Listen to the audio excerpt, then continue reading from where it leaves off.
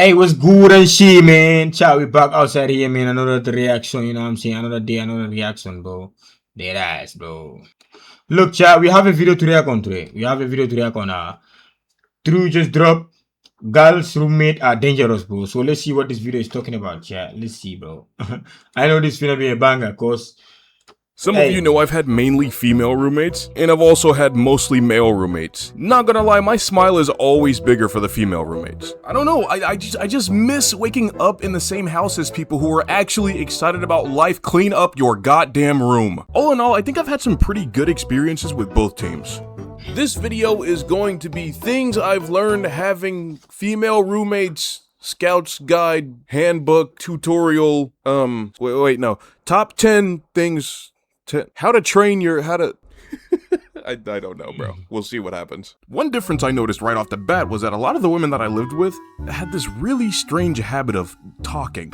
wait, hold on. Wait, I'm not saying that women shouldn't talk or, women should just shut up and be quiet, but I'm saying a lot of times they were not very mindful of how they approached different situations. I mean, something as simple as a toilet will completely ruin their day. One day I was just sitting in the living room, chilling, right, just vibing. My roommate walks into the living room, and I don't know how I developed a sixth sense for this, but I can definitely tell she's already on some bullshit. She goes, nope, you know what, this ends today. And just grabs my arm and starts pulling me towards the bathroom. We get there, and this woman is tearing me to shreds about leaving the toilet seat up. Look at this guy, in what world is this acceptable? I don't want to have to... Nah, chat, I'm gonna, it's that period thing, bro. Once they are on their period, gang, like, anything is a problem, bro. Reach down and touch that nasty toilet seat. When you're done, put it back down. I'm just like, I think you might be used to talking to other dudes. Don't nobody talk to me like that. I don't take it from my parents. I'm 100% not gonna take it from you. But I'm like, she's new here, so I'm gonna let it slide.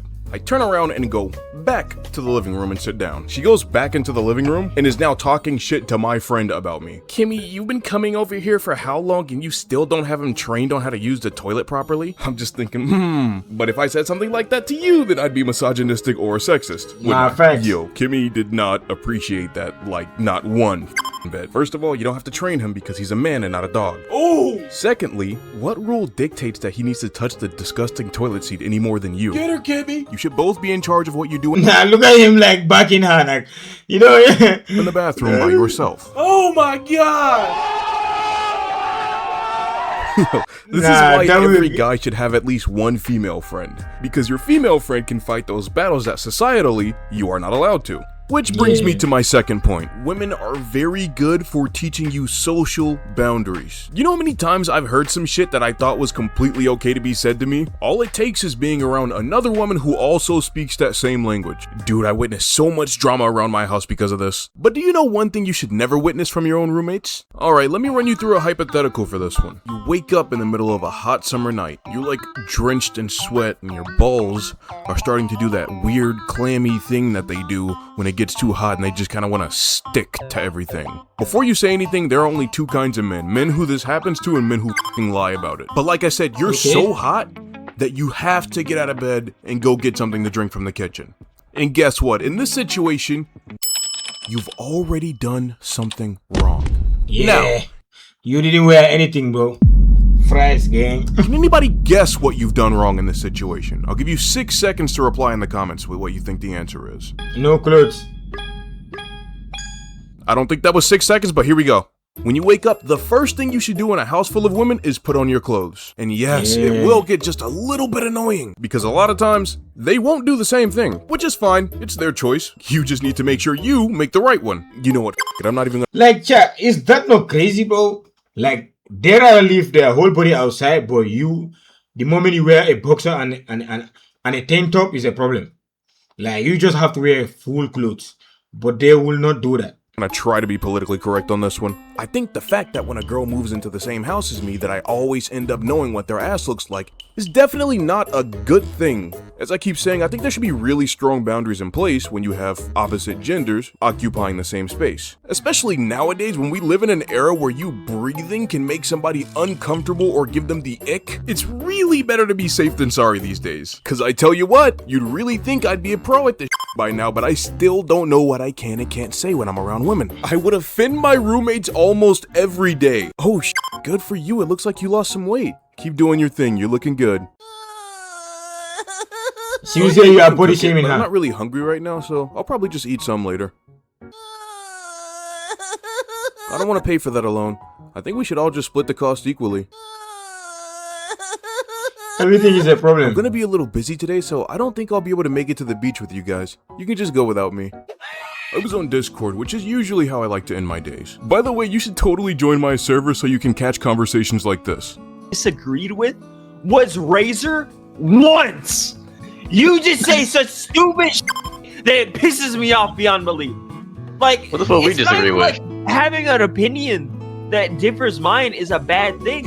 I mean, Don't worry, it wasn't serious. They were bickering about basketball. In the middle of the VC, I get a text from one of my roommates. They said it was a literal emergency and they were having a meeting in the living room and I was required to be there. Now, just to be clear, my name was on the lease and they were just subletting from me, so I'm not required to do anything. But you know, solidarity or whatever. And I get that this video is not a story time in particular. It's more so just a list of do's and don'ts when you're rooming with women. But I really do have to include this situation. I'll try not to turn it into a story time, but I have to share some of these details. I went to the living room and walked into what felt like to me a huge ambush. One of the girls were bringing up claims about my apparent misconduct around the house. The other two girls didn't really seem to believe her, but seemed at least willing to have the conversation, which is obviously important in a situation like this. Hold on, don't call them a bad friend yet. The reason that they didn't believe her is because she's gotten drunk on several occasions and admitted that she lies about this kind of shit. After finding that shit out, I stopped hanging out with her altogether and started Nah, facts. You need to stay away from her, bro. actively Deadass. looking for ways to get her to move out. Because my grandfather, God rest his soul, always told me that when somebody tells you what kind of head they are, believe them. She basically tried to claim that I was making her Now, fact, if somebody is like playing, saying some like crazy shit, bro, you better believe them. Cause like there is a truth in that like statement, bro. I'm telling you, gang.